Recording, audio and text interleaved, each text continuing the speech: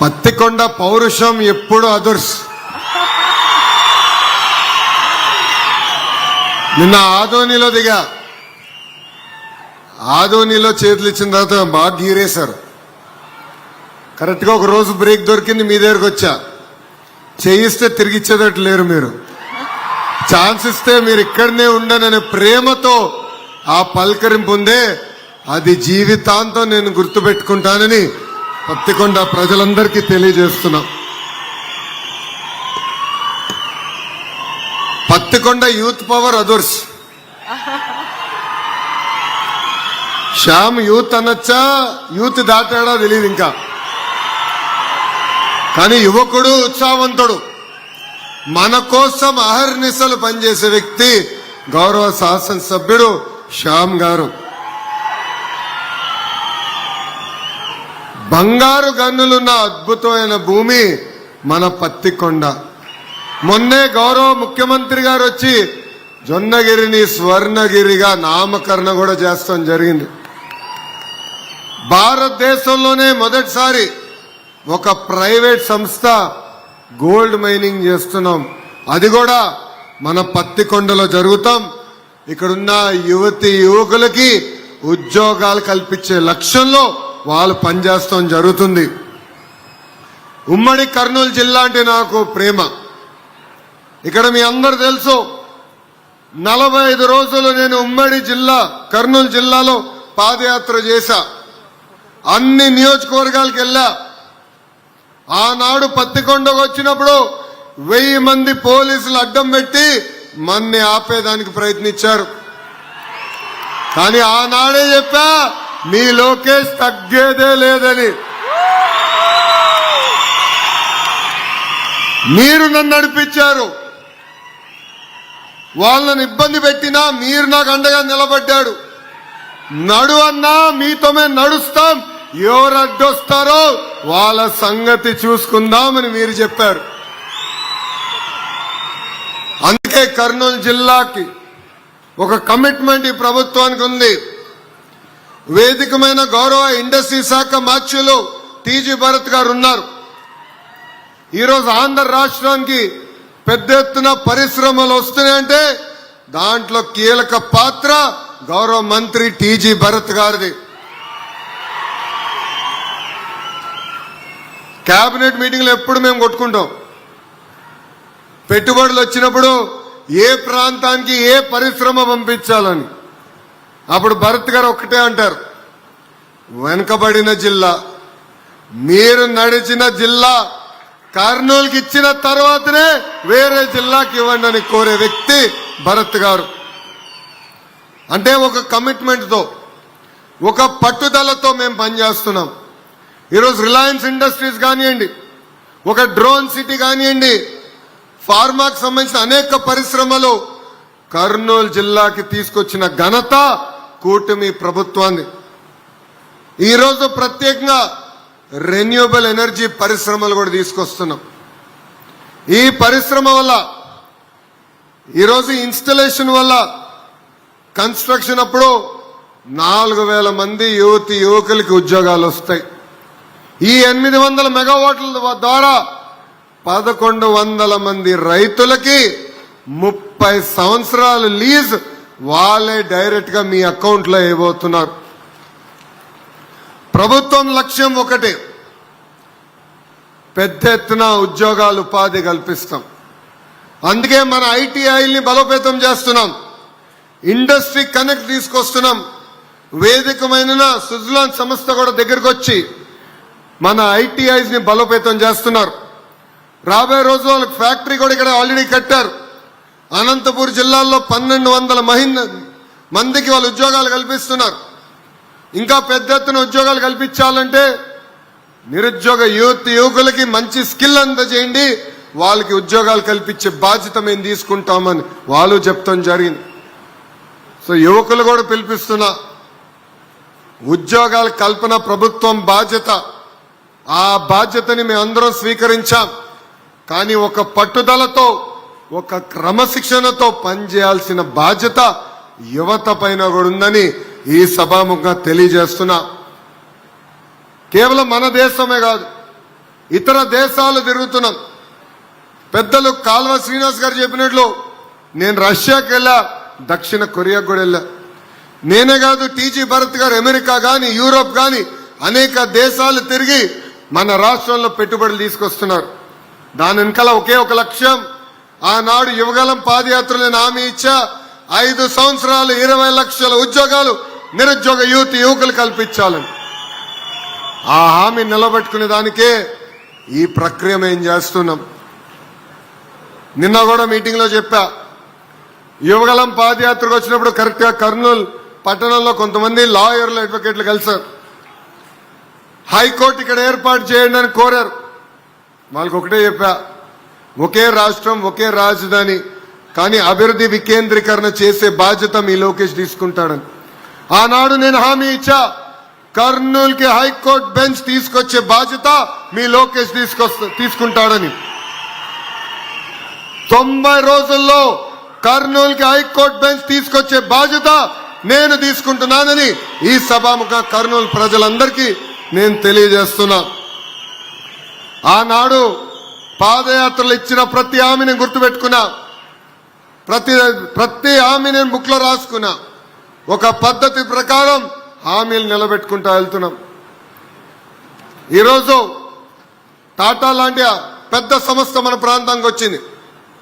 కావాలని ప్రతిపక్షంలో ఉన్న కొంతమంది నాయకులు మన మధ్యలో చిచ్చు పెట్టడానికి ప్రయత్నిస్తున్నారు, మన్ని రెచ్చగొట్టడానికి ప్రయత్నిస్తున్నారు, పరిశ్రమలు రాకుండా చేయడానికి ప్రయత్నిస్తున్నారు.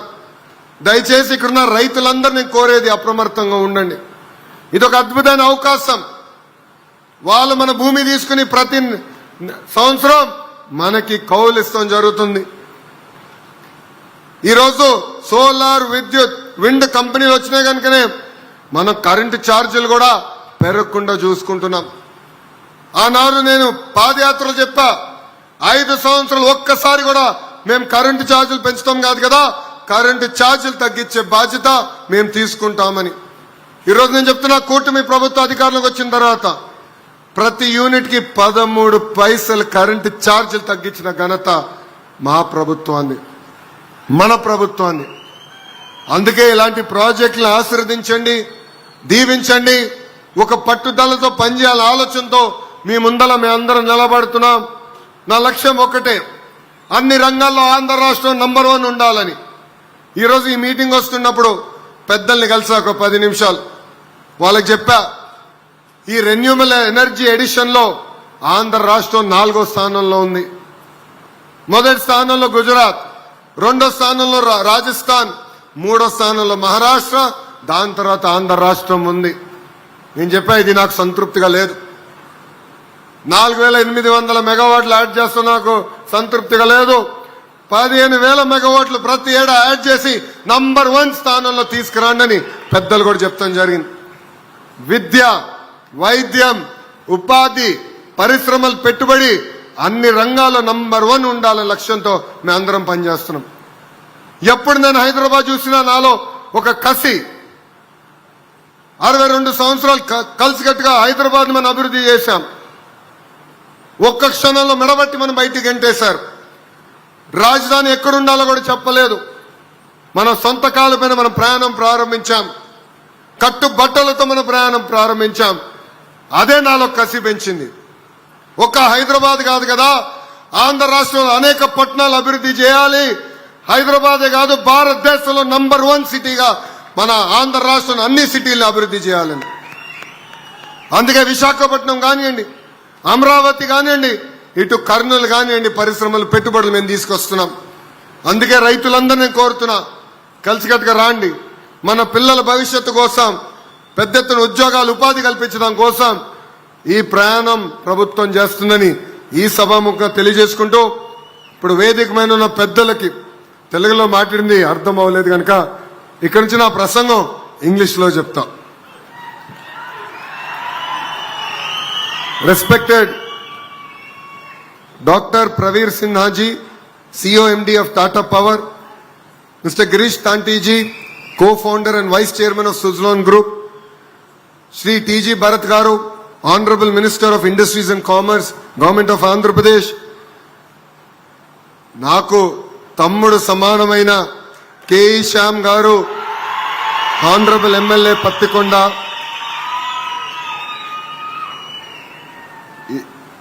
గౌరవ శాసనసభ్యులు రాయదుర్గ్ కాన్స్టిట్యున్సీ కాల్వ శ్రీనివాస్ గారు, ఆయన ఎప్పుడు నేను నవ్వుతూ తాత తాత అని పిలుస్తాను. అంత పెద్ద వయసు కాదు కానీ మొన్న నేను ఇంట్లో భోజనాలు పెట్టినప్పుడు మనవడితో వచ్చాడు. మనవడు తాత చుట్టే తిరిగాడు. అతనికి వచ్చిన నోరు నుంచి వచ్చిన మొదటి పదం తాత అని. అందుకే తాత అని ప్రేమగా పిలిచే మా కాల్వ శ్రీనివాస్ గారు, Sanjay బంగాజీ, CEO MD of Tata Power Renewable Energy Limited, Sri Ajay Kapoor ji, CEO of Suzlon Group, Dr. A. Siri garu, District Collector and Magistrate of Kurnool Districts, andarki na hృదయపూర్వక నమస్కారాలు. It gives me immense pleasure to be here today in Pattikonda for yet another milestone in the green energy story of the great state of Andhra Pradesh. All of you are aware, before this government came into power, Andhra Pradesh renewable energy story was all but dead. No additions, meaningful addition of renewable energy happened in the previous administration of 5 years. Power purchase agreements were unilaterally cancelled, throwing the entire sector in disarray. Andhra Pradesh, once considered as a pioneer in renewable energy policies, became a state that was untouchable for global investors. Many of the world's largest infrastructure and climate change funds effectively put Andhra Pradesh in their blacklist. We knew that restoring confidence would be the single biggest priority of this new government. Trust is built brick by brick. Trust is built project by project and decision by decision. This became our mission. As you are aware, when this government came into power, we created an integrated clean energy policy 2024. This policy was never simply about generating energy or electricity. Our vision was much larger. Our entire vision was backed by creating 160 gigawatt of solar, wind and pump storage hydro project. Starting there, we really wanted to focus on building the entire clean energy value chain, starting from solar modules to windmill manufacturing, to cells, to batteries, to green hydrogen, to green ammonia, transmission infrastructure. The entire ecosystem is what got us really excited to build here in the great state of Andhra Pradesh. We wanted Andhra Pradesh to not merely consume clean energy, but to become a global producer of clean energy technologies. Today's project represents exactly that vision, a vision that is becoming a reality in front of us. The project we are breaking ground today envisages an investment of 5,750 crores. This is a 800 megawatt of hybrid renewable energy projects across 2 constituencies. During construction, will create 4,000 jobs. Land from close to 1,100 farmers has been taken on lease, and this, I believe, will change their livelihoods for the decades to come. These numbers are not merely a number for us. These numbers represent the confidence that industry has kept with Andhra Pradesh. Confidence that when projects are announced, they're actually executed and not merely limited to a paper-based announcement. I would like to challenge the leadership on this dais that give us a task and we will prove that Andhra Pradesh is ready in the speed of doing business. We are more than hunger. You see, we have amazing youngsters. They have fire in the belly. They really want to make Andhra Pradesh number one across any sector that we take. Today, most reputed investors have come back to Andhra Pradesh. From Brookfield, Blackstone, BlackRock, EQT and TPG, all of them are again calling Andhra Pradesh their home. Leading Indian companies such as Tata Power, Suzlon, Renew, Premier Energy, Acme, SAEL, Waaree are also expanding in the great state of Andhra Pradesh. So the world has taken notice that Andhra Pradesh is once again ready to do business. And I'm really excited that this year alone, the renewable energy capacity addition has grown by 400%. But as I've just shared, it's just the beginning. I believe that Andhra Pradesh can be number one. We have to do 15,000 megawatts of capacity addition every year. And I look towards the 2 industry giants and titans to guide us in this direction. What makes this very meaningful for me is Tata Power calling Andhra Pradesh their home. Tata Power, Tata Group and our Honorable Chief Minister, Shri Nara Chandrababu Naidu Garu have a deep and meaningful relationship. This started with R&T Sir's relationship with Hyderabad and with Mr. Naidu. And it's also important to state that when AP online project was going on, it was the current chairman of Tata Sons, Chandra Sir, who was leading it back then. That's when the paths crossed and then they cemented the relationship from that project. So Tata Group has always been a transformational industrial house. It's been an industrial house where youngsters like us have always looked up to. It's an industrial house that is run with great ethics, values and speed of execution. And that is the same philosophy we have here in this administration in the great state of Andhra Pradesh.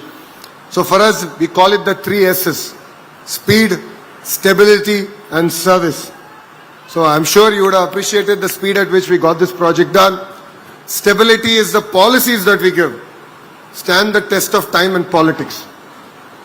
So earlier administration, when they tried to cancel PPA, they couldn't go much far because the policy was rock solid.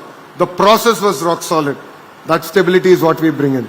And service is when we shake hand on any project, it no longer is your project, it becomes our project. And under the leadership of our Honorable Industries Minister, who is very young, dynamic, and also an industrialist, he is here to lead the project from the front. He understands the pain that an industry goes through in terms of setting up and growing it. So he wholeheartedly supports such initiatives. He creates a WhatsApp group for all the major investments and he personally monitors it. And I must share today that every Saturday night or Sunday morning, I personally send a message to Chandra Sir on the various projects of the Tata Group in Andhra Pradesh. What is the status of the project? Is it pending at the state level or is it pending at the Tata Group level? So we will look forward to now adding your project and updating him on the speed at which we are actually ending up executing this project. And our ambition will not stop with this project. As all of you are aware, Andhra Pradesh has the second longest coastline in India. We have seen that geopolitics is now running around the energy, how oil is defining how geopolitics takes shape. And under the vision of our Honorable Prime Minister, Shri Narendra Modi ji, we have to become energy self-sufficient. That means it's very important that Andhra Pradesh become the Saudi Arabia of clean energy on the global map. This is only possible if we can look at moving from green energy to green hydrogen, green ammonia and green molecules. You'll be excited to hear that Greenco has already been sanctioned one terminal and they're moving the project in advanced stage. Commercial production is expected to be happening in 2028. There is another company that soon will announce. We're taking it through the process of approval. So it will be unfair if I say their name at this juncture. But you will be pleasantly surprised that the second company is also building a green molecules terminal. And NTPC, already our Honorable Prime Minister has laid foundation. They are also building a green molecules plant here. So I would urge Tata Power to also evaluate opportunities in this space. And we really want to be the Saudi Arabia of clean energy and clean molecules. I believe that this has to be backed by education, by skilling. During my visits to Australia, I visited the University of New South Wales. We have an agreement with them to bring the Rapid Prototyping Center to IIT Tirupati. I'm sure my team has reached out to you, but we look forward to taking your help because end of the day, without research, we will not succeed. If you have to be competitive and you have to be world class, products should be actually be researched in India, built by Indians for the rest of the world. That is where research is going to be very, very important. So I urge the leadership of Suzlon and Tata Power to extend the support for this Center of Excellence and Rapid Prototyping Center at IIT Tirupati. And I believe that this will be a catalyst in the energy transformation which India is witnessing, which no other state currently has. I would also like to especially appreciate the leadership of Suzlon. Your leadership believed in Andhra Pradesh when no one did. In 2014, You always are close to our heart. You have built a manufacturing unit here in our state. You have employed 12,000 of our youngsters in that plant. As we just shared, we look forward to working with you closely. We look forward to you expanding your production facilities here. And as you all know, I'm only one WhatsApp message away. And I'm sure Bharat would have shared his WhatsApp number by now. Anytime, anything we can do, we are one message away for you. And I'd like to thank the employees, the workers, the farmers who have really supported this project for coming forward, standing with us shoulder to shoulder. It means a lot. Together, we can make Andhra Pradesh great. We can make Andhra Pradesh number one in any field that we choose. I would like to conclude with this. History remembers governments that build. History remembers companies that believe. History remembers people who dream big. Today, government, industry, farmers together have come, and all of us together are writing a new chapter in the clean energy direction of our great nation, Bharat. A chapter powered by clean energy, powered by trust, powered by partnership, and powered by the limitless aspiration of the youth of Andhra Pradesh. I would like to once again congratulate Tata Power, Suzlon, and every official, to the Honorable Collector who's on the dais for making this project happen. Collector గారు కూడా బాగా తెలుసు, నేను అనుకుంటే పనులు అవ్వాలి, వదలబెట్టను. 2 వారాలకు ఒకసారి మేడం గారు కూడా నేను మెసేజ్ పెడతా. మేడం గారు, మీ జిల్లాలో ఈ ప్రాజెక్టులు ఉన్నాయి, ఈ ప్రాజెక్ట్ స్టేటస్ ఇక్కడ లోకల్ గా ప్రాబ్లం ఉంది, ఇమ్మీడియట్ గా మీరు చూడండి అని నేను మెసేజ్ పెడితే, కొన్ని సందర్భాల్లో మేడం గారు 11:30, 12 కూడా తిరిగి నాకు రిప్లై పెట్టి, సార్ ఈ ప్రాజెక్ట్ ఇక్కడ ఉంది, ఇది చేస్తాం, ఇట్లా చేస్తామని. ఇది మీ అందరికి ఎందుకు చెప్తున్నా అంటే, రైతులు ఒక అడుగేస్తే ప్రభుత్వం 10 అడుగులు వేసడానికి సిద్ధంగా ఉంది. కలిసికట్టుగా మన యువతకు ఉద్యోగాలు కల్పించడానికి మేము ఆహర్నిశలు కష్టపడుతున్నాం. ఒక పక్కన ప్రజాప్రతినిధులు, ప్రభుత్వం, రైతులు, ఇటు పక్కన అధికారులు, ముగ్గురం కలిసికట్టుగా పనిచేస్తే అన్ని రంగాల్లో ఆంధ్రప్రదేశ్ నంబర్ 1 చేసే బాధ్యత మేము తీసుకుంటామని ఈ సభాముఖం మీ అందరికి తెలియజేసుకుంటూ, కార్యకర్తలు చాలా మంది నన్ను అడిగారు, అన్నా ఫోటోలు ఇవ్వాలి అని. ఒక్క నిమిషం చెప్పనేయండి, నేను ఈరోజు ఇవ్వలేకపోతున్నా. దానికి కారణం ఈ శాసనసభ్యుడు మా తమ్ముడు శ్యామ్. ఎందుకో కూడా చెప్తా. నేను ఈ కార్యక్రమానికి వచ్చినప్పుడు అన్నా, ఇక్కడికి వస్తానంటే బాబు గారు వచ్చి నెలే అవ్వలేదు, మా వాళ్ళు ఇంకా జోష్ ఉంది, 3 నెలల తర్వాత రా అన్నా, మళ్ళీ మా వాళ్ళకి ఒక కిక్ వస్తుందని చెప్పాడు ఆయన. అందుకే నిన్న రాత్రి ఆదోనికి వెళ్ళి అక్కడ కార్యకర్తల్ని కలిసి వాళ్ళతో కార్యక్రమం పూర్తి చేసుకున్న తర్వాత మీ దగ్గరికి వచ్చా. తప్పనిసరిగా తిరిగి వస్తా, ప్రతి కార్యకర్తని కలుస్తా, కార్యకర్తతో ఫోటో దిగుతా. అది నా బాధ్యత. మనందరం కలిసే నడిచాం, అది మర్చిపోతానా? నా గుండెల్లో ఇప్పటికీ ఉన్నది. తప్పనిసరిగా ప్రతి కార్యకర్తను నేను కలుస్తానని ఈ సభాముఖం మీ అందరు నేను తెలియజేసుకుంటూ, నాకింత అద్భుతమైన అవకాశం ఇచ్చిన మీ అందరికీ పేరు పేరున నా హృదయపూర్వక ధన్యవాదాలు తెలుపుకుంటూ మీ అందరి దగ్గర నుంచి సెలవు తీసుకుంటున్నాను. జై హింద్. అందరు నాతో చెప్పాలి, జై హింద్.